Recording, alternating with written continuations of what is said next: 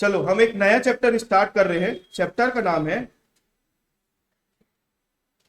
Dissolution of partnership form. Chapter का नाम है dissolution of partnership firm. Hindi में बोलते हैं साझेदारी फर्म का समापन। साझेदारी फर्म का समापन मतलब जो पार्टनरशिप फर्म चलते आ रही है, चलती आ रही है, अब वो है ना, अब पार्टनर्स लोगों को लग रहा है कि अब हमको फर्म नहीं चलानी, बंद कर देनी चाहिए। ठीक है, तो पार्टनरशिप फर्म को बंद करने की जो प्रोसेस होती है उसको हम क्या बोलते हैं? Dissolution of partnership. तो हमको ये नहीं जानना है कि डिसॉल्यूशन हो क्यों रहा है, उसके पीछे के कारण से हमको कोई मतलब नहीं है। हमको मतलब है कि हमको वो उसकी क्या करनी है? अकाउंटिंग। हम क्या है, कॉमर्स के स्टूडेंट है ना, तो हमको उसका क्या सीखना है? अकाउंटिंग सीखना है। तो डिसॉल्यूशन ऑफ पार्टनरशिप फर्म में आप लोगों के सामने किस टाइप के क्वेश्चन आएंगे, पहले हम उसकी बात करेंगे।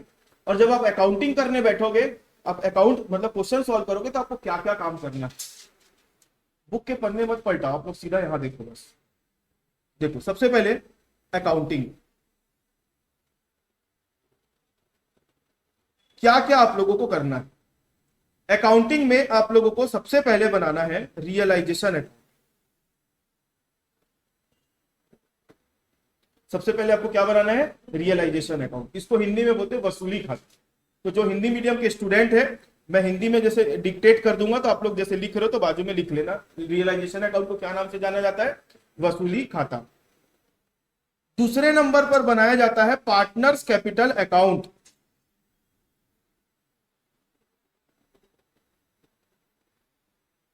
दूसरे नंबर पर बनाया जाता है क्या? पार्टनर्स कैपिटल अकाउंट, साझेदारों का पूंजी खाता। और तीसरे नंबर पर बनाया जाता है कैश ऑब्लिक बैंक अकाउंट, रोकड़ खाता या फिर बैंक खाता। ये तीन अकाउंट अपने को बनाने पड़ते हैं अकाउंटिंग करते समय। किसकी अकाउंटिंग करते समय? पार्टनरशिप के डिसॉल्यूशन की अकाउंटिंग करते समय। क्लियर है बात?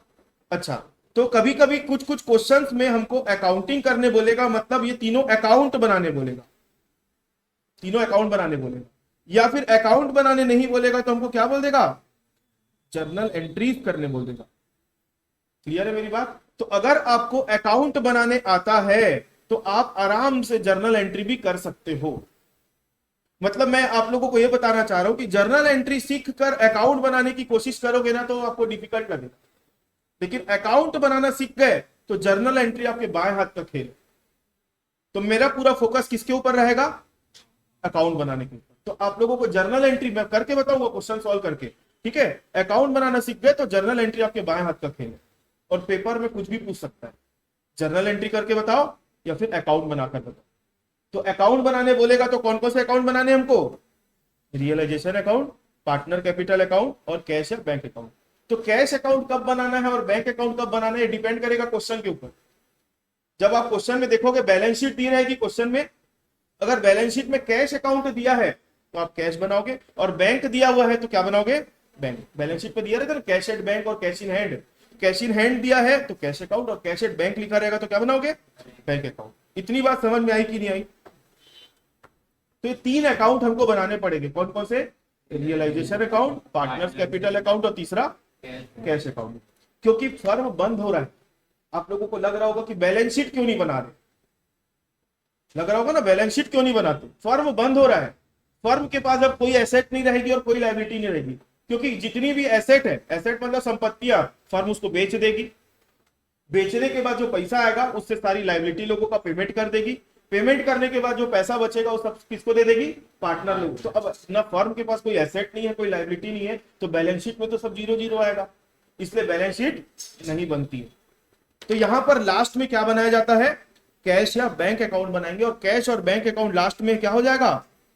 टोटल। जैसे बैलेंस शीट बराबर आ जाती है ना, वैसे कैश या बैंक अकाउंट क्या हो जाएगा? लास्ट में टोटल बराबर आ जाएगा। टोटल बराबर नहीं आ रहा है मतलब आप सवाल गलत बना रहे। इतनी बात समझ में आई? तो ये तीन अकाउंट आपको बनाने पड़ेंगे। इन्हीं तीन अकाउंट के बेस में आपको क्या बनानी पड़ेगी? Journal entry. तो हमारा पूरा फोकस अभी अकाउंट बनाने के ऊपर। तो जब आपके सामने डिसॉल्यूशन का सवाल आएगा तो सवाल में क्या क्या रहेगा, सुनो पहले ध्यान से। सबसे पहले आपको जो क्वेश्चन दिया रहेगा, क्वेश्चन में आपको बैलेंस शीट दिए, क्या दी रहेगी? जो फर्म बंद हो रही है उसकी आपको क्वेश्चन में क्या मिलेगी? Balance sheet. और साथ में क्या दिया रहेगा? Additional information.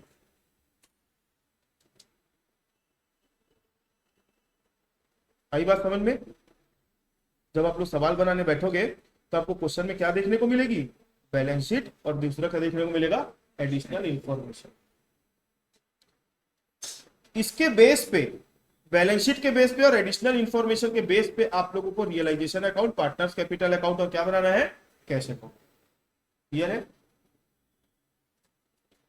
बैलेंस शीट का ये वाला जो साइड होता है इसको कौन सा साइड बोलते हैं अपन? और बैलेंस शीट का ये वाला जो साइड होता है उसको क्या बोलते हैं? Liability side.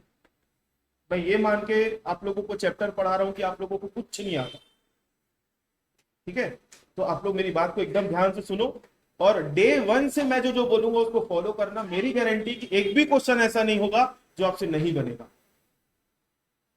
बस मेरी बात को जो मैं आप लोगों को बोल रहा हूं उसको एकदम ध्यान से सुनना। और एक क्लास रिकॉर्ड भी हो रही है तो आप लोग घर पे जाके एक बार फास्ट फॉरवर्ड में 1.5 या 1.25 में वापस से सुन लेना। क्योंकि क्या होता है जब क्लास चलते रहती है ना तो कभी कभी हमारे दिमाग में ऐसी बात आती है कि हमारा ध्यान उधर चले जाता है और जो मेरी बोली हुई बात है वो आप नहीं सुन पाते। तो इसलिए दोबारा से सुनने से, तिबारा से सुनने से वो चीजें कंप्लीट हो जाती है। क्लियर है मेरी बात? रिकॉर्डिंग देने का पर्पस मेरा यही है कि आप लोग उस चीज को, जब लाइव में आप लोग से कोई चीज स्किप हो गई तो रिकॉर्डिंग देखने से वो क्या हो जाता है? पूरा हो जाता है। क्लियर है? तो चलो, क्वेश्चन में आप लोगों को क्या दिया रहेगा? बैलेंस शीट और साथ में क्या दिया रहेगा? Additional information. अब इसके बेस पे अपने को बनाना रहेगा realisation account, partner capital account और कैश अकाउंट। तो सबसे पहले हम बात करेंगे रियलाइजेशन अकाउंट।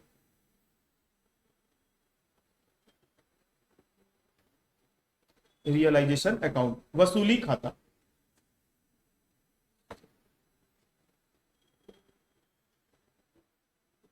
जब भी कोई फर्म, जब भी कोई बिजनेस बंद होता है तो उस बिजनेस को क्या बनाना पड़ता है? अपना बंद करते समय रियलाइजेशन अकाउंट बनाना पड़ता है।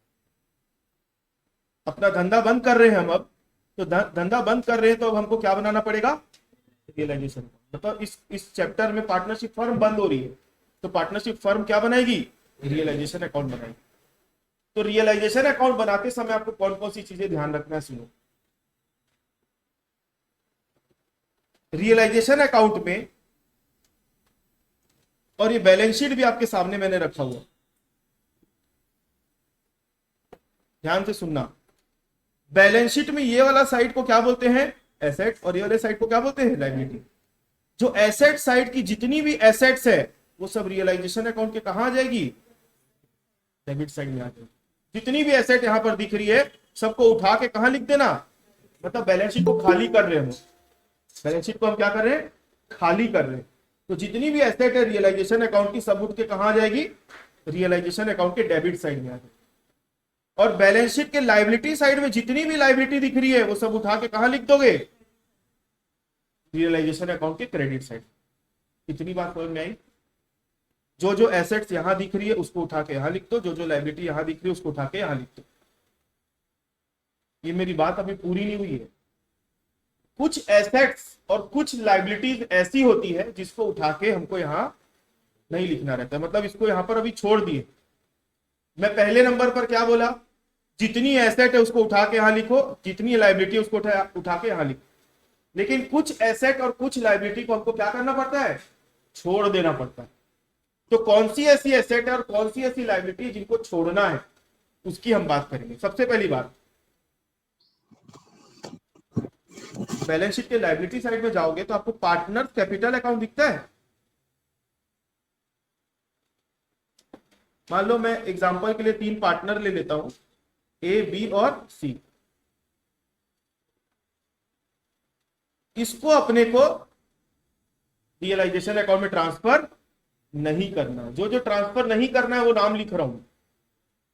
रियलाइजेशन अकाउंट में पार्टनर्स कैपिटल अकाउंट ट्रांसफर नहीं होगा। क्यों ट्रांसफर नहीं होता? इसके पीछे कारण क्या है? क्योंकि हम है ना रियलाइजेशन अकाउंट के बाद कौन सा अकाउंट बनाएंगे? पार्टनर्स कैपिटल अकाउंट बनाएंगे। तो पार्टनर कैपिटल अकाउंट का जो बैलेंस होगा ना वो पार्टनर कैपिटल अकाउंट में जाएगा, रियलाइजेशन अकाउंट में नहीं जाएगा। क्लियर है सुरेंद्र? उसके बाद पार्टनर कैपिटल अकाउंट नहीं जाएगा रियलाइजेशन अकाउंट में। दूसरा,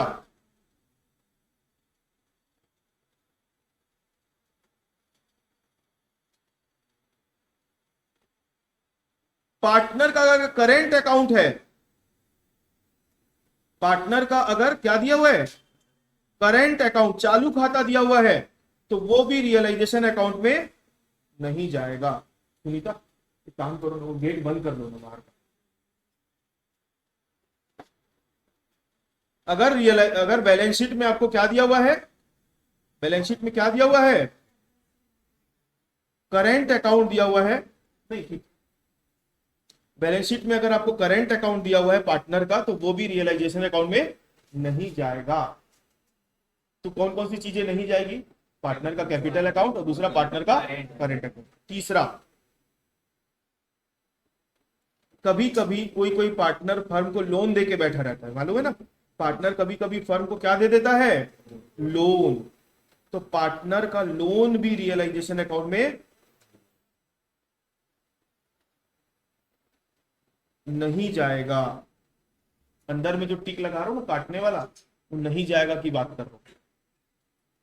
कभी कभी क्वेश्चन में मैंने क्या बोला अभी तीसरे नंबर पर, क्या नहीं जाएगा, पार्टनर का लोन नहीं जाएगा, पार्टनर की पत्नी का लोन नहीं जाएगा, मैंने ऐसे बोला क्या।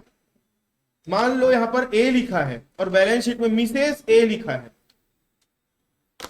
तो पार्टनर का नाम क्या है, ए, तो पार्टनर की पत्नी का नाम क्या होगा, मिसेस ए। तो कभी कभी क्वेश्चन सॉल्व करोगे ना, तो मिसेस ए लोन लिखा रहेगा, तो बच्चे लोग इमोशनल हो जाते हैं नाम ए देख के। ए देख के मतलब नहीं, ये तो पार्टनर का लोन है समझ लेते, नहीं उसकी पत्नी का लोन है। तो मैंने आप लोगों को रूल में क्या बताया है, पार्टनर का लोन नहीं जाता है, पार्टनर की पत्नी का लोन होगा तो जाएगा। क्लियर है मेरी बात।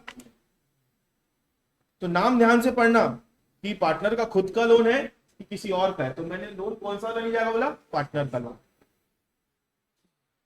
उसके बाद किसी भी प्रकार का रिजर्व या सरप्लस है,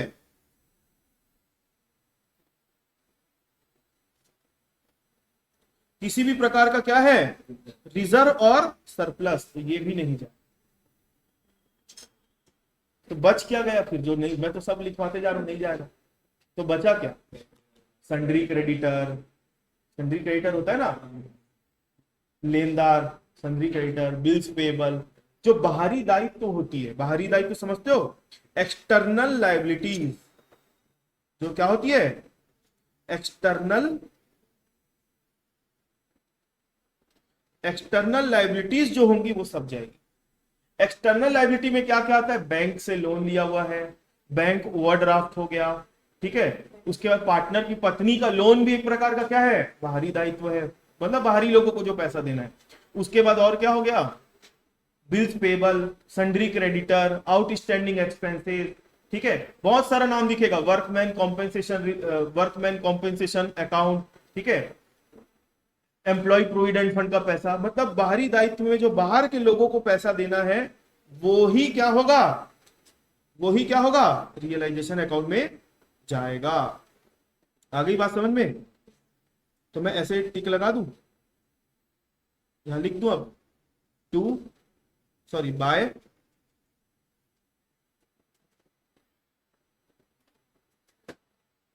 एक्सटर्नल लायबिलिटी, यही जाएगा बस। यहां पर किसी को कोई डाउट। अब एक्सटर्नल लायबिलिटी में क्या क्या आता है इसकी मैं लिस्ट बनवा दूंगा आपको, ठीक। अब हम बात करेंगे एसेट्स से। तो ये जो है ना, ये सारी चीजें हैं, एक बार इसको भी क्लियर कर देता हूं। ये जो सारी चीजें दिख रही ना आप लोगों को, इसको हम मानते हैं इंटरनल लायबिलिटी। ये सब क्या है,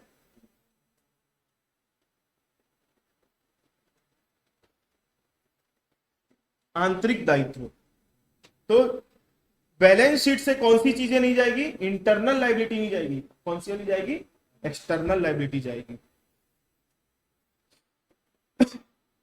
उसके बाद आगे हम आ जाते हैं एसेट्स में। एसेट्स में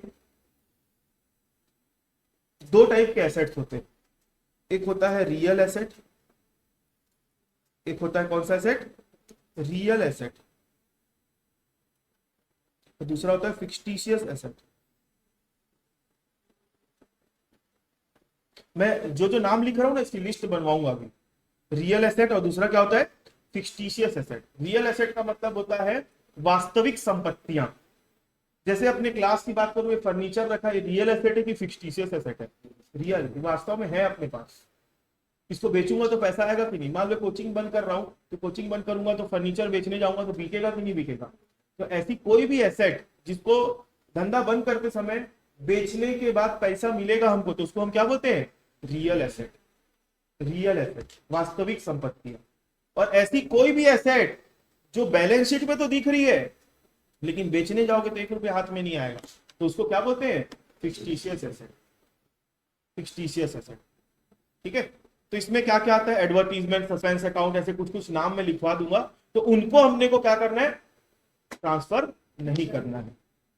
इतनी बात समझ में आई? तो फिक्सटिशियस एसेट जो है वो ट्रांसफर नहीं होगा। ट्रांसफर होगा तो कौन सा होगा? Real assets. Real assets transfer होंगे। क्लियर है? अब रियल एसेट और जो एक्सटर्नल लायबिलिटी है वो ट्रांसफर तो होगी, लेकिन किस अमाउंट पर ट्रांसफर होगी? उस अमाउंट को बोलते हैं क्या? Book value. क्या बोलते हैं उसको? हिंदी में बोलते हैं पुस्तकीय मूल्य। बुक वैल्यू पर ट्रांसफर होगी। बुक वैल्यू का मतलब क्या होता है? जो वैल्यू बैलेंस शीट के अंदर में दिख रही है उसको हम क्या बोलते हैं? Book value. जो वैल्यू बुक बैलेंस शीट के अंदर दिख रही है उसको क्या बोलते हैं? Book value. For example, real asset में मैंने एक एग्जांपल ले लिया अभी, फर्नीचर। फर्नीचर मान लो कितने का है? बैलेंस शीट में कितने का दिख रहा है? 50,000। तो 50,000 क्या है हमारे लिए? बुक वैल्यू, कि हमारे बुक्स ऑफ अकाउंट में किस रेट पे रिकॉर्डेड है। अब फर्नीचर बेचने गए तो आपको मिल रहा है 55,000 रुपए। फर्नीचर आप बेचने जा रहे हो तो आपको मिला कितना रुपया? 55,000। तो आप रियलाइजेशन अकाउंट में जब फर्नीचर की एंट्री करोगे, बैलेंस शीट से जो फर्नीचर उठा के डालोगे, तो उसको किस वैल्यू पर उठाना है? बुक वैल्यू पर। कौन से रेट पर उठाना है? जो बैलेंस शीट में रिकॉर्ड होगा उस वैल्यू पर। क्लियर है? वही लाइबिलिटी के साथ भी करना है आप लोगों को। तो ये 55,000 रुपए का क्या करेंगे बता रहा हूं। यहां पर लिखोगे टू रियल एसेट्स।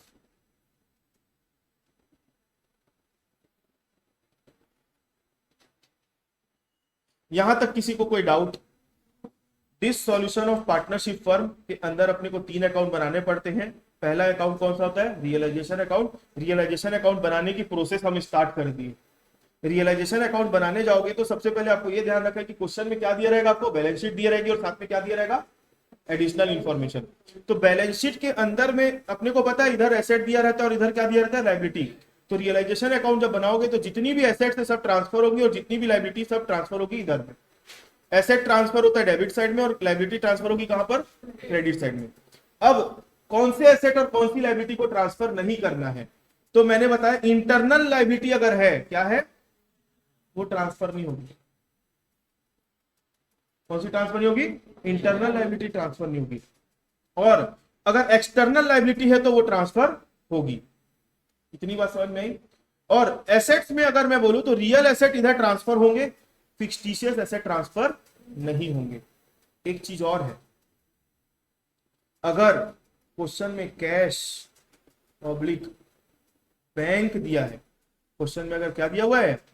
कैश या फिर बैंक दिया हुआ है, तो वो भी ट्रांसफर नहीं होगा। क्यों नहीं होगा? क्योंकि हम कैश या बैंक अकाउंट अलग से बनाते हैं, इसलिए। रियल एसेट्स में आता है कैश, लेकिन कैश या बैंक अकाउंट को अलग कर रहा हूं मैं उससे, क्योंकि वो ट्रांसफर नहीं होगा रियलाइजेशन। इतनी बात समझ में आ गई? चलो,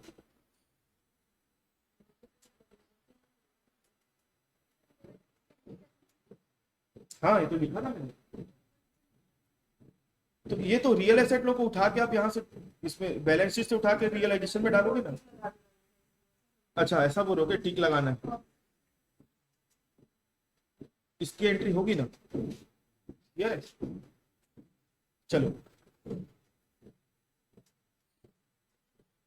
अब हमने क्या किया? बैलेंस शीट से जो एसेट्स थे उठा के हमने यहां पर लिख दिया।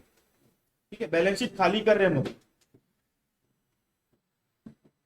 अब उसके बाद है ना, आप लोग यहां पर लगे हाथ क्या बना लोगे साथ में, पार्टनर्स कैपिटल अकाउंट बनाओगे।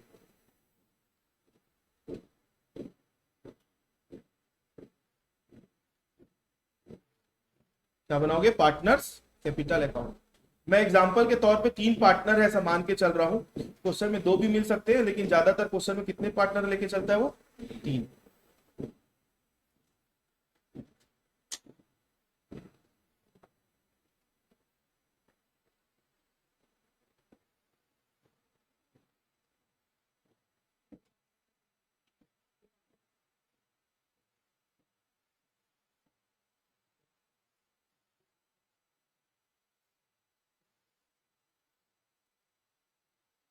Partners capital account A B C, A B और सी। हमने बैलेंस शीट में से क्या क्या उठा लिया, रियल एसेट उठा लिए, और क्या उठा लिए, एक्सटर्नल लायबिलिटी उठा लिए। अब जो जो चीज छोड़े हम, कौन कौन सी चीज छोड़ दिए हैं, पार्टनर कैपिटल अकाउंट छोड़ दिए थे, पार्टनर करंट अकाउंट छोड़ के बैठे हैं, रिजर्व सरप्लस छोड़ दिए हैं, और क्या छोड़ दिए, पार्टनर का लोन छोड़ दिए, और इधर एसेट में क्या छोड़े हैं, फिक्सटिशियस एसेट छोड़े हैं, और कैश और बैंक छोड़े। तो पार्टनर कैपिटल अकाउंट आपने छोड़ा है ना, तो उसकी एंट्री कहां होगी मालूम है, यहाँ पे बाय बैलेंस बीडी के नाम से, partners capital account.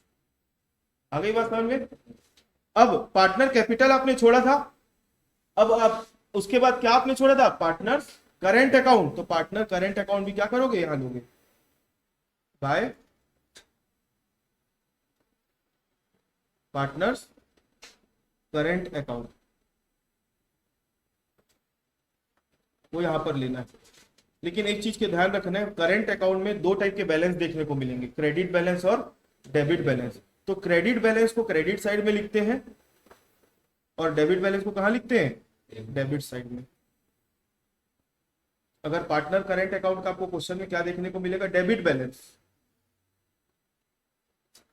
Partners current account, कौन सा बैलेंस, डेबिट बैलेंस। पता कैसे चलेगा सर ये क्रेडिट बैलेंस है कि डेबिट बैलेंस है, अगर बैलेंस शीट में पार्टनर का करेंट अकाउंट आपको लायबिलिटी साइड में देखने को मिल रहा है, बैलेंस शीट में अगर पार्टनर का करंट अकाउंट आपको कहां देखने को मिल रहा है, लायबिलिटी साइड में, मतलब वो कौन सा बैलेंस होगा, क्रेडिट बैलेंस। और पार्टनर करंट अकाउंट कभी कभी एसेट साइड में भी दिख जाता है, तो उसको हम क्या बोलते हैं, डेबिट बैलेंस। तो मैं लिखने के लिए लिख देता हूं यहाँ पे, आपको लायबिलिटी साइड में कौन सा बैलेंस देखने को मिलेगा, क्रेडिट बैलेंस, और यहां पर भी लिख देता हूं same to same, partners current account, कौन सा बैलेंस है ये, डेबिट बैलेंस। ठीक है, तो जिसका भी रहेगा आप उसके अकॉर्डिंग कर लेना यहाँ पे। लेकिन एक पार्टनर का अगर डेबिट बैलेंस दिया हुआ है क्वेश्चन में, तो उसी पार्टनर का क्रेडिट बैलेंस नहीं देगा, दोनों में से कोई एक देगा, तो ये भी ट्रांसफर नहीं होता है। ठीक है, तो पार्टनर करंट अकाउंट अगर बनाओगे, सॉरी कैपिटल अकाउंट बनाओगे, तो सबसे पहले आपको क्या लेना है यहाँ पे, पार्टनर का कैपिटल अकाउंट लोगे, और करंट अकाउंट का डेबिट होगा तो डेबिट साइड में, क्रेडिट होगा तो क्रेडिट साइड में। क्लियर है। अब पार्टनर कैपिटल अकाउंट के बाद आप बनाओगे एक अकाउंट, क्या नाम है उसका, कैश या बैंक अकाउंट।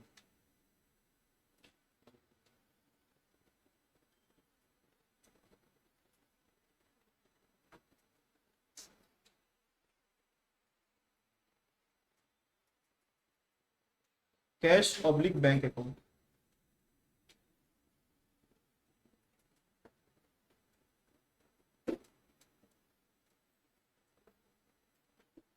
तो कैश अकाउंट होगा तो यहां लिखोगे टू बैलेंस बीडी। यहां पर क्या लिखते हैं हम, कैश इन हैंड या फिर कैश एट, मतलब रियलाइजेशन अकाउंट में जो जो आपने चीजें छोड़ी थी ना, उसके लिए अलग से अकाउंट बना हुआ है, इसलिए हम उसको यहां ले रहे। क्लियर है मेरी बात, तो ये आपने यहां ले लिया। कैश या बैंक। तो बताओ मैंने कैपिटल अकाउंट का कहीं ना कहीं रखा कि नहीं रखा?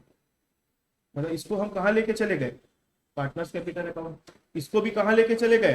Partners capital account. इसको भी कहाँ लेके चले गए? पार्टनर्स। इसको कहाँ लेके गए? कैश या बैंक अकाउंट में। अब बात आती है किसकी? पार्टनर के लोन की और रिजर्व और सरप्लस की। तो पार्टनर लोन है ना, हर क्वेश्चन में नहीं दिया रहेगा। ये जो तीन अकाउंट है ना, ये कंपलसरी तीनों अकाउंट हर क्वेश्चन में बनाने हैं। लेकिन पार्टनर का लोन जो होता है वो किसी किसी क्वेश्चन में होगा, किसी किसी में नहीं होगा। तो जिसमें होगा उसमें लो, जिसमें नहीं होगा, जिसमें अगर पार्टनर का लोन अगर है तो आपको पार्टनर का लोन अकाउंट भी बनाना पड़ेगा, छोटा सा।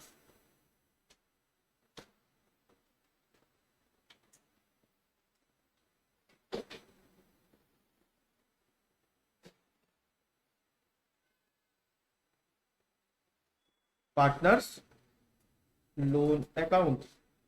तो पार्टनर लोन अकाउंट में एंट्री होती है, यहां लिखोगे by balance BD. Partners loan. आ गई बात समझ में? तो मैंने देखो क्या क्या उठा लिया यहां से। ये उठा लिया, ये उठा लिया, पार्टनर का लोन उठा लिया, कैश उठा लिया और ये उठा लिया, है ना। अब क्या रह गया? रिजर्व एंड सरप्लस और फिक्स्ड एसेट बच गया। अब रिजर्व एंड सरप्लस का क्या करेंगे? सुनो, जितना भी रिजर्व और सरप्लस होगा वो पार्टनर लोगों के बीच में क्या हो जाएगा? रिजर्व एंड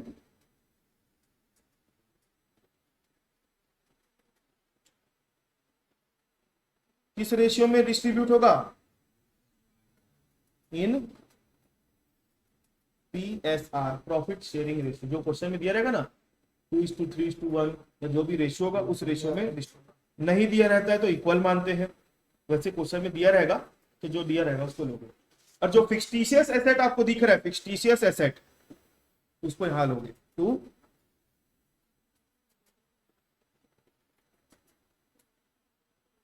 टू फिक्सटिशियस एसेट कहां लोगे?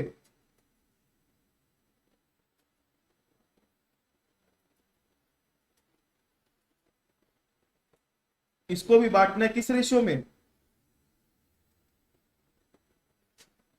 इन PSR। तो अभी मैंने क्या, अब बताओ बैलेंस शीट जो हमको क्वेश्चन में दी हुई थी, इसमें कोई ऐसा आइटम है जो हमने यहां से उठाना छोड़ दिया? हमने अभी सबसे पहला काम क्या किया मालूम है? अब आप लोगों को मेन चीज बता रहा हूं मैं कर क्या रहा था इतना देर से। Step number 1, balance sheet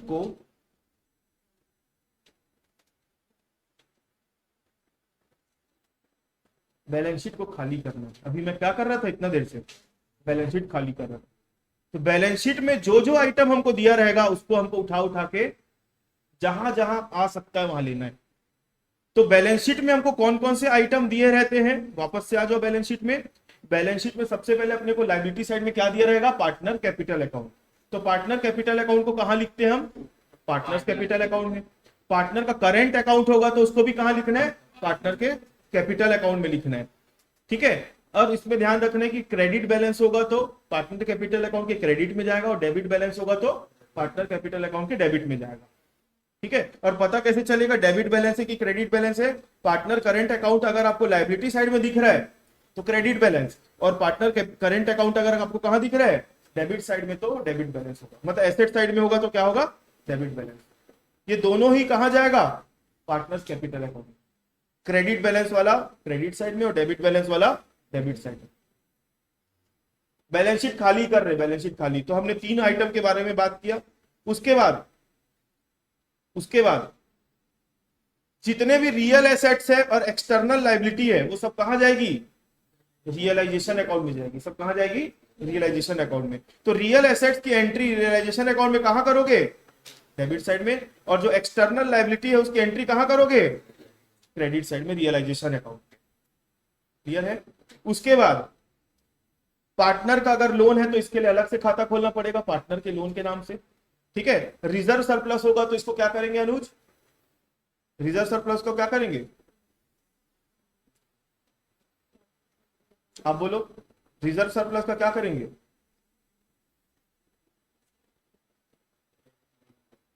reserve और सरप्लस को पार्टनर कैपिटल अकाउंट में पार्टनर को पीएसआर में बांटेंगे। क्लियर है? रिजर्व सरप्लस अगर दिया है इस साइड में तो क्या इधर अगर रिजर्व सरप्लस दिया तो उसको पीएसआर में बांटेंगे। पीएसआर मतलब प्रॉफिट शेयरिंग रेशियो, मतलब लाभ अनुपात बोलते हैं, लाभ हानि अनुपात बोलते हैं, ठीक है, उसमें बांट देंगे। और अगर फिक्सटिशियस एसेट अगर है तो वो पार्टनर कैपिटल अकाउंट के डेबिट साइड में जाके वो भी पीएसआर में बढ़ जाएगा। क्लियर है? उसके बाद कैश और बैंक दिख रहा है तो इसके लिए भी अलग से क्या खोलना पड़ेगा, एक अकाउंट खोलना पड़ेगा। तो अब हमने क्या किया, बैलेंस शीट को खाली कर लिया। तो यही हमारा स्टेप नंबर 1 था। स्टेप नंबर 1 में आप लोगों को क्या करना है, मेरी बात ध्यान से सुनो। स्टेप नंबर 1 में आप लोगों को रियलाइजेशन अकाउंट का पहले फॉर्मेट खींचना है, पार्टनर कैपिटल अकाउंट का फॉर्मेट खींचना है, कैश या बैंक अकाउंट का फॉर्मेट खींचना है और पार्टनर के लोन का फॉर्मेट खींचना है अगर क्वेश्चन में पार्टनर का लोन है तो टोटल कितने अकाउंट के फॉर्मेट खींचना है, 4। और अकाउंट के फॉर्मेट खींचने के बाद बैलेंस शीट के अंदर जितने आइटम दिए हैं सबको उठा के उनको अपनी अपनी जगह पे रखना है। तो किसकी जगह कहां पर है मैंने आप लोगों को बता दिया। रियल एसेट और एक्सटर्नल लायबिलिटी की जगह कहां है, रियलाइजेशन अकाउंट में। पार्टनर कैपिटल अकाउंट में क्या क्या आता है मैंने बता दिया, पार्टनर कैपिटल अकाउंट का बैलेंस, पार्टनर करेंट अकाउंट का बैलेंस, जनरल रिजर्व और फिक्सटिशियस एसेट सब कहां आएगा, partner capital account. Cash account में क्या आएगा, कैश इन हैंड और कैश एट बैंक। और पार्टनर लोन अकाउंट में क्या आएगा, पार्टनर का लोन। तो अब हमारी हो गई एसेट खाली, मतलब बैलेंस शीट खाली। अब बैलेंस शीट को देखने का जरूरत नहीं है, बैलेंस शीट खाली हो गई। ये स्टेप नंबर 1 था। अब स्टेप नंबर 2, स्टेप नंबर 2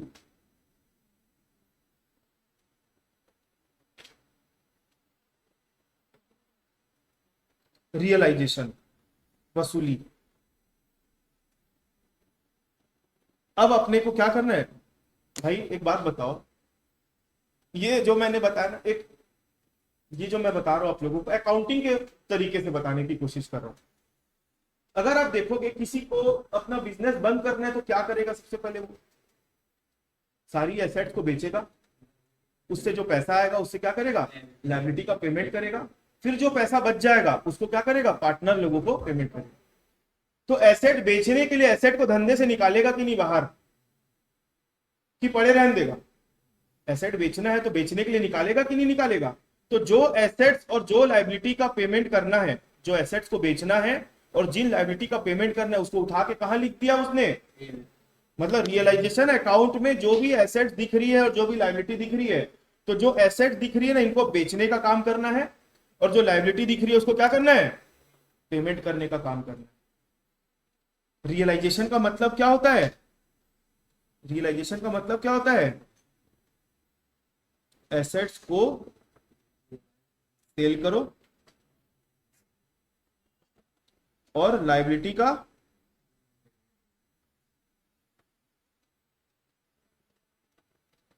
आई बात समझ में, एसेट्स को बेचना है और लायबिलिटी का पेमेंट करना है। अब एसेट को बेच रहे हैं तो क्वेश्चन में कितने में बिक रही है एसेट्स हमको दिए रहेगी, मालूम है आप लोगों को। क्वेश्चन में एडिशनल इंफॉर्मेशन में कौन सी एसेट कितने में बिक रही है वो दिए रहेगी।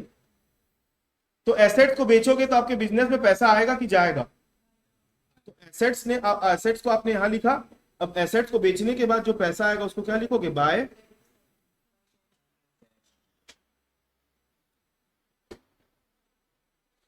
यहां लिखोगे अमाउंट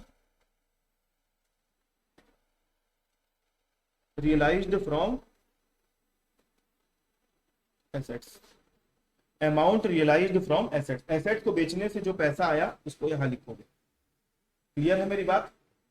अब लायबिलिटी का भी पेमेंट करोगे, तो लायबिलिटी का पेमेंट करोगे तो आपके बिजनेस से पैसा जाएगा कि आएगा, जाएगा। तो आप एंट्री कहां करोगे, यहां पे to cash oblique bank, payment of या अमाउंट पेड टू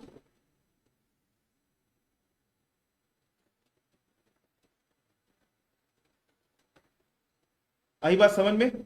आपने यहां जो एसेट्स लिखे उसका पैसा आया, आपने यहां जो लायबिलिटी लिखी उसका आपने पेमेंट किया। तो ये पूरी प्रोसेस को हम क्या बोलते हैं, वसूली करना, रियलाइजेशन करना।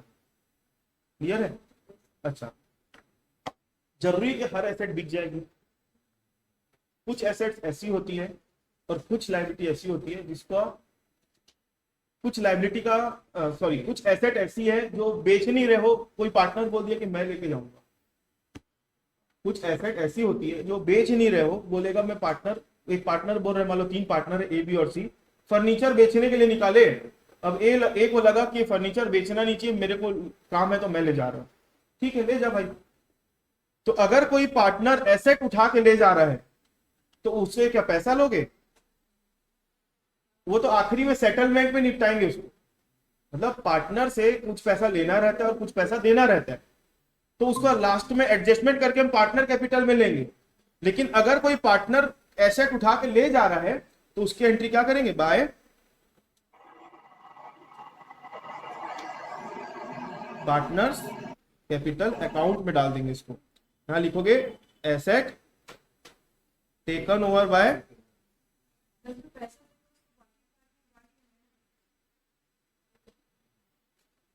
हाँ वो आखिरी में प्रॉफिट लॉस देखेंगे, प्रॉफिट लॉस बढ़ता है पार्टनर लोगों के बीच।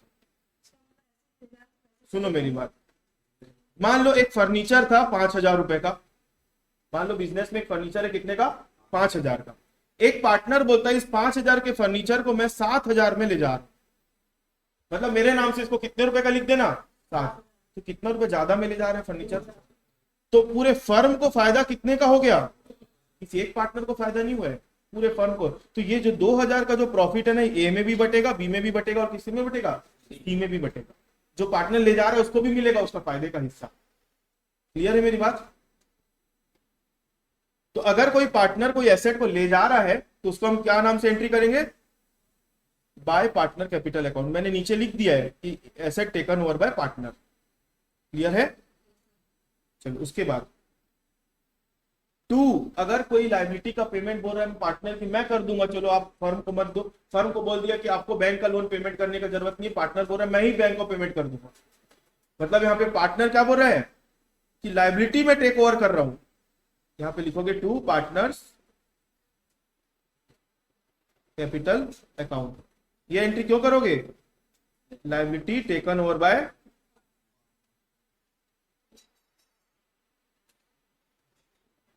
आई बात समझ में? अगर कोई पार्टनर लायबिलिटी उठा के ले जा रहा है कि लायबिलिटी का पेमेंट मैं कर दूंगा, तो उसको किधर डालोगे? डेबिट साइड में। और एसेट को ले जा रहा है तो उसकी एंट्री किधर करोगे? क्रेडिट साइड में। इतनी बात समझ में आई? तो ये जो हम कर रहे हैं उसको क्या बोलते हैं? वसूली, रियलाइजेशन कर रहे हैं। एसेट जो है निपटा रहे हैं, लायबिलिटी जो है उसको भी क्या कर रहे हैं? निपटा रहे हैं। तो कुछ एसेट बिकी, तो जो एसेट बिकी तो उससे पैसा आया तो इसलिए कैश लिख दिया। कुछ एसेट ऐसी है जिसको बेचे नहीं है, पार्टनर उठा के ले गया तो उसको क्या नाम से एंट्री कर दिए? Partner capital account. कुछ लायबिलिटी ऐसी है जिसको पेमेंट किए हैं तो पैसा गया। कुछ लायबिलिटी ऐसी है कि फर्म नहीं, फर्म को पार्टनर बोलते हैं कि मैं दे रहा हूं, तो फर्म से पैसा जाएगा क्या? नहीं, पार्टनर देगा उसका पैसा। तो यहाँ पे पार्टनर कैपिटल अकाउंट में डाल देंगे। क्लियर है? अब कुछ एसेट्स ऐसी होती है जो अनरिकॉर्डेड होती है।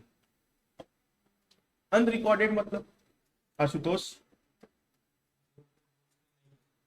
कुछ ऐसी एसेट्स होंगी जो अनरिकॉर्डेड नेचर की होती है, या फिर कुछ ऐसी लायबिलिटी होती है जो कॉन्टिंजेंट नेचर की होती है, जो हमारे बुक्स ऑफ अकाउंट में रिकॉर्डेड नहीं है, लेकिन धंधा बंद कर रहे हैं ना तो उसको आखिरी में पेमेंट करके जाना पड़ेगा। या फिर कुछ एसेट ऐसी है जो रिकॉर्डेड नहीं है बैलेंस शीट में, लेकिन धंधा बंद करे तो उस एसेट का पेमेंट, उसको बेचोगे तो पैसा आएगा। फॉर एग्जाम्पल ये फर्नीचर है, 15 साल पुराना फर्नीचर है, 15 साल पुराना नहीं है वैसे तो, मैं एक एग्जांपल के लिए बता रहा हूं।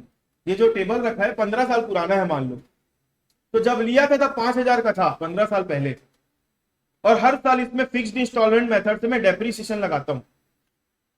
तो 5,000 में हर साल कितना डेप्रीसिएशन लग रहा होगा? 500 लग रहा होगा। हर साल 500 500 500 500 डेप्रीसिएशन लगते लगते लगते 10 साल बाद तो उसकी वैल्यू क्या हो गई? 0। तो मेरे बैलेंस शीट से फर्नीचर गायब हो गया कि नहीं हो गया? लेकिन मेरे धंधे में फर्नीचर पड़ा है कि नहीं पड़ा है? तो ऐसी कोई एसेट जो हमारे बुक्स ऑफ अकाउंट में नहीं दिख रही है लेकिन हमारे बिजनेस में एग्जिस्ट करती है, तो ऐसी एसेट को क्या बोलते हैं? अनरिकॉर्डेड एसेट बोलते हैं। ऐसी कोई एसेट जो हमारे बुक्स ऑफ अकाउंट में नहीं दिख रही है लेकिन हमारे बिजनेस में है। अब अब क्या फर्नीचर बैलेंस शीट में नहीं दिख रहा है तो मैं नहीं बेचूंगा उसको, तो आएगा। बेचूंगा कुछ तो 200 300 400 रुपये आएगा, क्योंकि है ना भाई वो। तो ऐसी एसेट जो बुक्स ऑफ अकाउंट में नहीं दिख रही है लेकिन उसको बेचोगे और पैसा आएगा, तो उसको बोलते हैं रियलाइजेशन फ्रॉम अनरिकॉर्डेड एसेट। तो उसको तो ट्रांसफर करोगे ही नहीं ना, क्योंकि बैलेंस शीट में तो है ही नहीं, सीधा बेचोगे और पैसा आएगा। तो एंट्री क्या करोगे, बाय कैश या फिर बाय बैंक। क्या लिखोगे, रियलाइजेशन फ्रॉम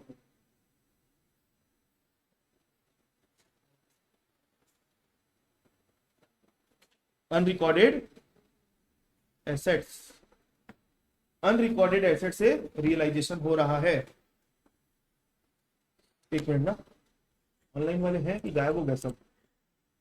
एक मुस्कान बस है, बाकी सब गायब। अच्छा, कुछ कुछ लाइबिलिटी ऐसी होती है जो हमारे बैलेंस शीट में दिख नहीं रही है लेकिन उसका पेमेंट करना पड़ जाता है। उसका एक एग्जांपल है कॉन्टिंजेंट लाइबिलिटी। क्या होता है सुनो, आपके बिजनेस के ऊपर मान लो एक तो कोर्ट केस चल रहा है। मान लो आपके बिजनेस, आप एक होटल चलाते हो, आपके यहाँ कोई ग्राहक कुछ खाने आया था, तो उसको खाने में कुछ निकला तो आपके ऊपर केस कर दिया। अब केस कर दिया तो जब तक जज फैसला नहीं लेगा तब तक आपको कुछ नहीं करना है। अगर केस का जो फैसला है आपके फेवर में आ गया, आपको कुछ नहीं करना है। और मान लो केस का फैसला आपके अगेंस्ट आ गया, नहीं आप इसको 50,000 रुपये देना पड़ेगा इसको मुआवजा, क्योंकि ये खाया था आपके यहाँ की चीज तो बीमार पड़ गया। हरी बात समझ में? तो इस टाइप की लाइबिलिटी को क्या बोलते हैं, कॉन्टिंजेंट लाइबिलिटी। तो वो कॉन्टिंजेंट लाइबिलिटी हमारे बैलेंस शीट में तो नहीं दिखती लेकिन कभी कभी उसका पेमेंट करना पड़ जाता है। तो अगर कोई इस टाइप की लाइबिलिटी है जो बैलेंस शीट में तो नहीं दिख रही है या फिर उसका पेमेंट करना पड़ जाता है, तो उसको बोलते हैं अनरिकॉर्डेड लाइबिलिटी। क्या बोलते हैं, उसका पेमेंट करना पड़ जाएगा। बिजनेस बंद कर रहे हो तो यहां लिखोगे टू कैश या फिर क्या लिखोगे, बैंक। तो ऐसी कोई लाइबिलिटी जिसका पेमेंट करना पड़ जाएगा जो बैलेंस शीट में नहीं दिख रही है, उसको बोलते हैं अनरिकॉर्डेड लाइबिलिटी। उसकी पेमेंट करोगे तो एंट्री करोगे टू कैश या टू बैंक। यहां लिखेंगे पेमेंट ऑफ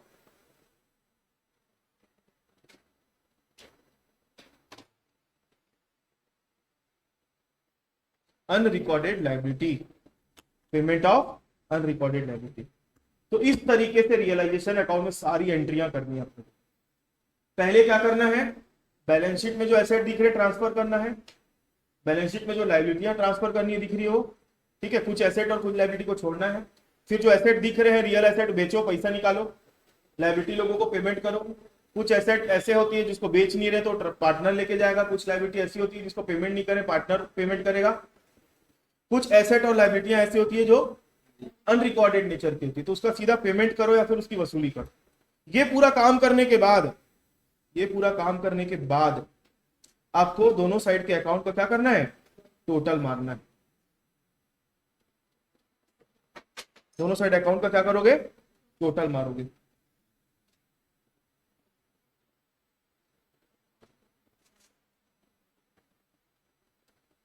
अगर अब टोटल मारे, अगर क्रेडिट साइड का टोटल ज्यादा है, डेबिट साइड का टोटल कम है, मतलब आपको प्रॉफिट हुआ है। अगर क्रेडिट साइड का टोटल ज्यादा है और डेबिट साइड का टोटल कम है तो क्या हो रहा है आपको, प्रॉफिट। और उस प्रॉफिट को बोलते हैं रियलाइजेशन प्रॉफिट। क्या बोलते हैं, रियलाइजेशन प्रॉफिट। तो यहां लिखोगे टू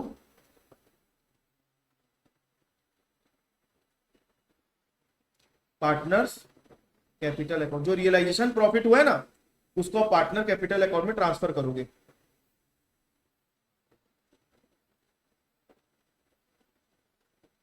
टू रियलाइजेशन प्रॉफिट, यहां लिखोगे ए बी और सी, उसको पार्टनर लोगों में बांट देना जो उनका रेशियो होगा।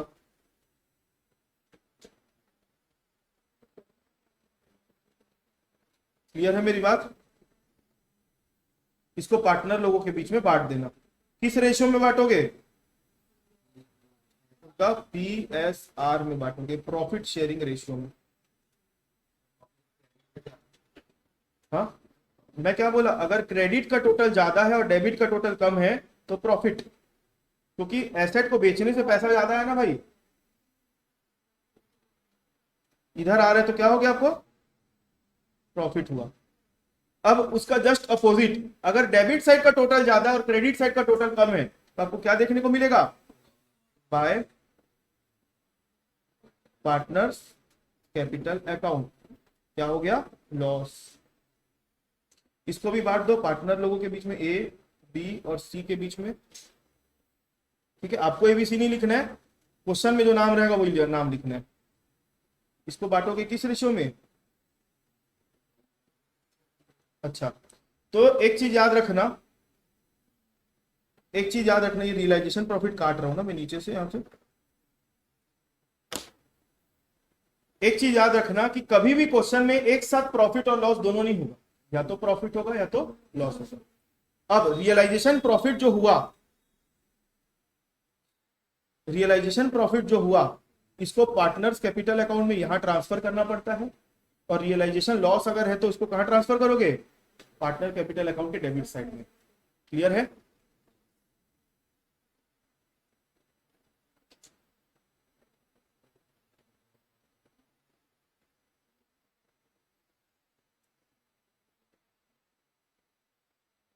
प्रॉफिट को ट्रांसफर यहां करो, और अगर लॉस है तो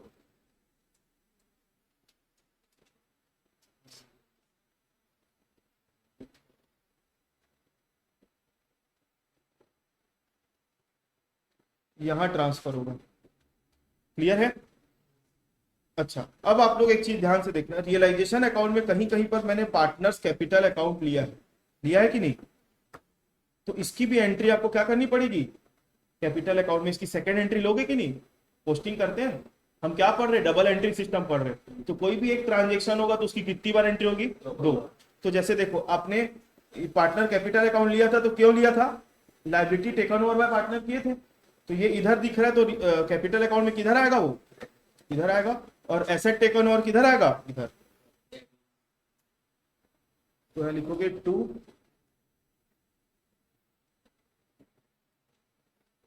रियलाइजेशन अकाउंट, क्या नाम से?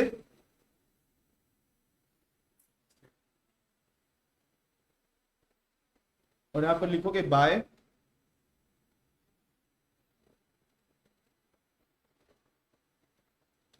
क्या नाम से? Liability taken over. अगर कोई पार्टनर लायबिलिटी टेक ओवर कर रहा है तो क्रेडिट में, और अगर कोई एसेट टेक ओवर कर रहा है तो डेबिट में। अब क्या करेंगे? पार्टनर कैपिटल अकाउंट का मतलब समझते हो क्या होता है? पार्टनर कैपिटल अकाउंट जो दिख रहा है आपके सामने, उसका मतलब क्या है, समझते हो?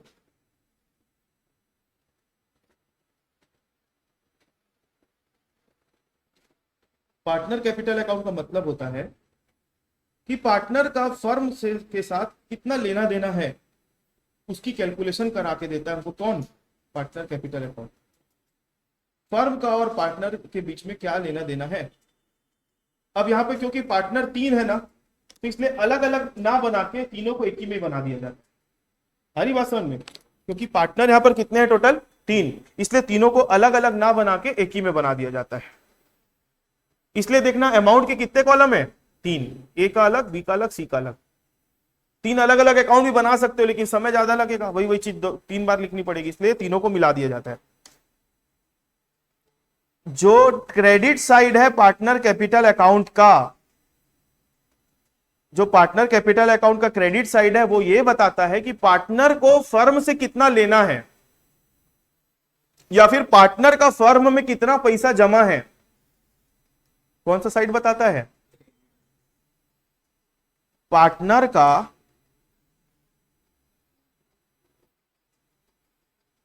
फर्म में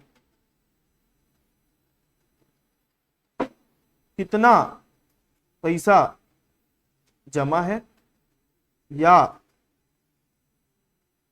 पार्टनर को फर्म से कितना रुपया लेना, यह बताता है। कौन सा साइड? Credit side. और जो डेबिट साइड है वो क्या बताता है? उल्टा, फर्म को पार्टनर से कितना पैसा लेना है, या फिर फर्म से पार्टनर ने कितना पैसा उठा के रखा है। अब फॉर एग्जांपल, मैंने क्षितिज को 10,000 रुपए दिया, तो मेरा क्षितिज के पास कितना रुपया जमा है? 10। और क्षितिज से मैंने 2000 रुपए लिया, तो क्षितिज का मेरे पास कितना रुपए जमा है? तो मैं क्या करूंगा, क्षितिज को बोलूंगा एक हाथ से 10,000 दे और 2,000 ऐसे करके रख, ऐसा करेंगे। नेट सेटलमेंट करते हैं ना, प्रैक्टिकली तो वही होता है। भाई एक काम कर, 10 तू मेरे से लिया था और 2 तू मेरे को दिया था, तो नेट करो 8,000 दे दो नेट काट के। तो वही पार्टनर कैपिटल अकाउंट भी वही करवाता है हमको। पार्टनर का इतना पैसा फर्म में जमा है और पार्टनर का इतना पैसा फर्म को पार्टनर से लेना है, तो ये दोनों का एडजस्टमेंट करोगे, आखिरी में जो बचेगा लेना देना निकल जाता है। तो आपको क्या करना है, दोनों साइड के अकाउंट को टोटल मारना है। दोनों साइड के अकाउंट को क्या करना है, टोटल मारना है। और लास्ट में क्या लिखोगे, टू कैश या बैंक, टू कैश या बैंक, ये आएगा बैलेंसिंग फिगर। क्या आएगा,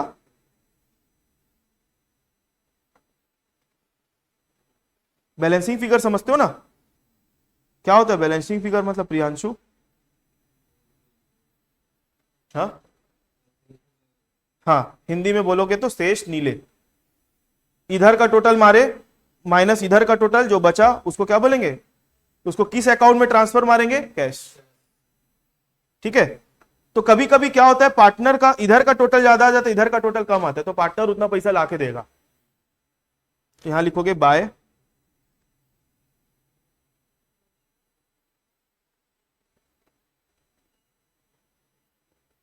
कैश और बैंक। ठीक है, ये भी लिखोगे बैलेंसिंग फिगर। जरूरी नहीं कि तीनों में ही, जरूरी नहीं कि क्वेश्चन में तीनों का एक ही जगह आएगा। हो सकता है कि 3 पार्टनर है ना, तो 3 में से ए और सी का इधर आ रहा है और बी का इधर आ जाए, पॉसिबल है। इसका मतलब नहीं कि क्वेश्चन गलत बना रहे हो आप लोग। कोई भी पार्टनर का डेबिट बैलेंस भी आ सकता है और क्रेडिट बैलेंस भी आ सकता है।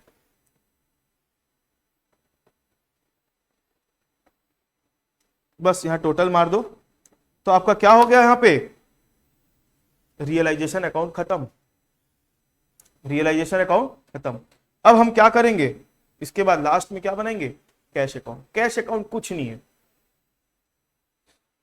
रियलाइजेशन अकाउंट को देखो, पार्टनर कैपिटल अकाउंट को देखो, और एक कौन सा अकाउंट है नीचे, बैंक अकाउंट को देखो। इसकी सेकेंड एंट्री ले लो, कैश अकाउंट आखिरी में अपना बन के टोटल हो जाता है। हरी बात समझ में, क्या बोला मैं, कैश अकाउंट अपने आप में कोई अकाउंट नहीं है। कैश अकाउंट क्या बताता है, कितना पैसा आया वो कहां लिखोगे, डेबिट में, और कितना पैसा गया उसको कहां लिखोगे, क्रेडिट में। आखिरी में जितना आया उतना गया, क्योंकि धंधा बंद हो रहा है तो 1 रुपया रखोगे क्या, पूरा लेके उठाओगे ना। तो इसलिए कैश अकाउंट का दोनों साइड का बराबर हो जाता है, कि जितना पैसा आया माइनस जितना पैसा गया, दोनों साइड बराबर। ठीक है, तो पैसा कहां कहां से आएगा, पहले एक बात बताओ, पैसा कहां कहां से आया हमारे पास। तो इसको देखने के लिए आप रियलाइजेशन अकाउंट में आ जाओ। रियलाइजेशन अकाउंट में चेक करोगे ना, ये देखो एसेट बेचे थे तो पैसा आया था कि नहीं आया था, बोलो आया था, तो इसका सेकंड एंट्री वहां लोगे। अनरिकॉर्डेड एसेट को बेचे थे तो पैसा आया था कि नहीं आया था, आया था, तो इसकी सेकंड एंट्री अपने को कहां लेनी है, कैश अकाउंट में। तो यहां लिखो to realisation account, realisation from recorded asset.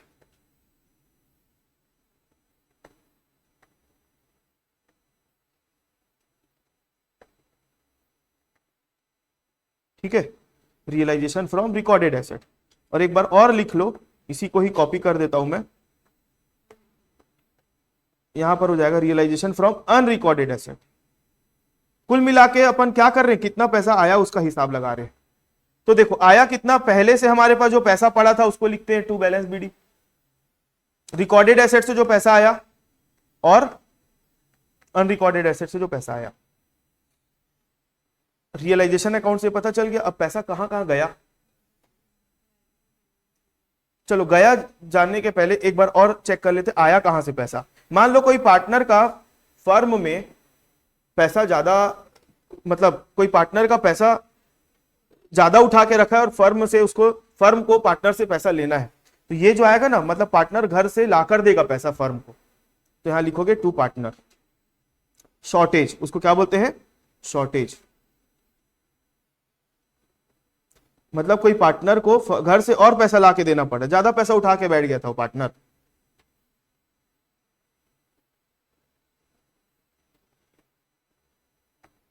यहां लिख देता हूं शॉर्टेज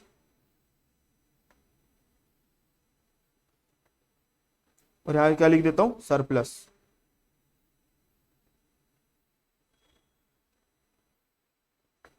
ठीक है, तो शॉर्टेज अगर हो रहा है तो पार्टनर घर से पैसा लेकर आएगा टू पार्टनर्स कैपिटल अकाउंट। क्या चीज है ये? शॉर्टेज, पार्टनर लेकर आएगा पैसा। अब पैसा कहां कहां गया? रियलाइजेशन अकाउंट देखो, आपने लाइबिलिटी का पेमेंट किया था कि नहीं किया था? अनरिकॉर्डेड लाइबिलिटी का पेमेंट किए हो, तो इस यहां से पैसा जा रहा है हमारा, तो यहां लिखोगे बाय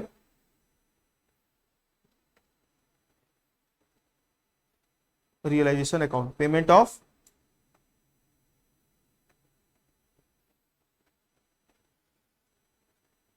रिकॉर्डेड लाइबिलिटी। ठीक है, इसी के बाद अगला पेमेंट ऑफ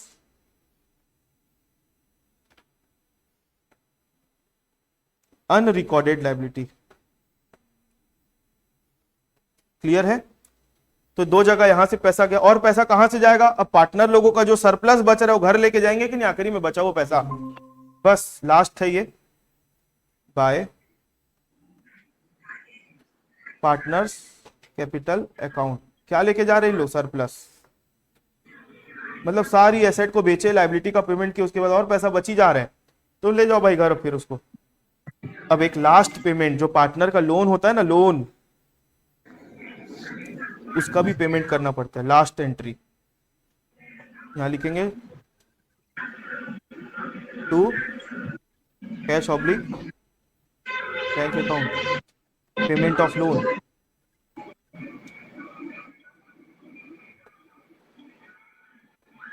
ठीक है, लोन का पेमेंट किए तो यहां आ जाएगा आपका बाय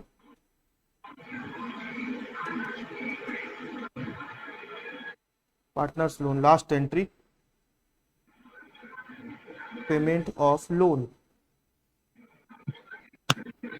ठीक है, बस खत्म। आपका कैश अकाउंट जो है क्या हो जाएगा? टैली। ये जो मैंने लिखवाया आप लोगों को, ये जो मैंने लिखवाया अभी, इसका मैं पीडीएफ आप लोगों से शेयर कर दूंगा। और इसको आप लोगों से एक निवेदन है कि घर से जब आओगे तो इसको एक बार और देख कर आना, तो कल की क्लास में अपन इसके ऊपर क्वेश्चंस बनाएंगे।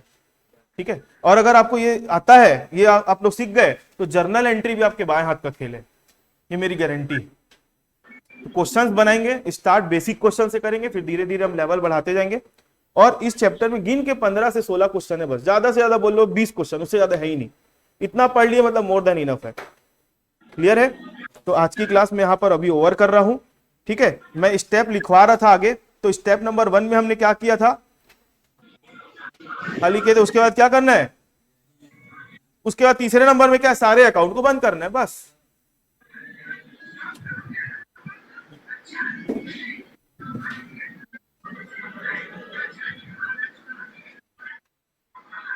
ठीक है, बस खत्म, 3 स्टेप में खत्म।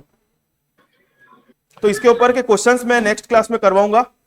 और मैंने आप लोगों को ये चीज रिकॉर्डिंग में नहीं है, लेकिन मैं एक बार बता दे रहा हूं कि ये जो सिलेबस है अकाउंट का, इसमें से इंपॉर्टेंट जो चैप्टर्स है एक बार मैं डिक्टेट कर दे रहा हूं। यूनिट नंबर 1 में आप लोगों को थ्योरी करना है और 4 टॉपिक है, उसके क्वेश्चंस देख के जाना है। Accounting equation, journal entry, cash book और ट्रायल बैलेंस, इतना करके ही जाना। उसके बाद यूनिट नंबर 2 में थ्योरी करना है, फाइनल अकाउंट और डेप्रिसिएशन कर लो, रेक्टिफिकेशन ऑफ एरर करने की जरूरत नहीं है। उसके बाद यूनिट नंबर 2 में कंप्यूटराइज्ड अकाउंटिंग सिस्टम की थ्योरी और टैली प्रैक्टिकल टाइप का है, सॉफ्टवेयर का पूरा समझना पड़ेगा, फंक्शन क्या है उसके। यूनिट नंबर 4 में थ्योरी है, हायर परचेस है, कंसाइनमेंट है, ब्रांच है, तो हायर परचेस और ब्रांच कर लो, कंसाइनमेंट करने का जरूरत नहीं है। यूनिट नंबर 5 में आओगे, थ्योरी है, जॉइंट वेंचर है, डिसोल्यूशन ऑफ पार्टनरशिप फर्म है, अमलगमेशन है, conversion of partnership firm into company है, तो जॉइंट वेंचर छोड़ दो, डिसोल्यूशन, अमलगमेशन, कन्वर्जन कर लो, ये आपके लिए ज्यादा अच्छा रहेगा। ये अकाउंट का सिंपल सा सिलेबस है, कम पढ़ो लेकिन अच्छे से पढ़ो, और जो पढ़ रहे हो उसको इतना पढ़ो कि कोई भी क्वेश्चन आए उससे तो बना लो, जो छोड़ रहे हो वो ऑप्शन में निकल जाएगा, उसका टेंशन मत लो। क्लियर है?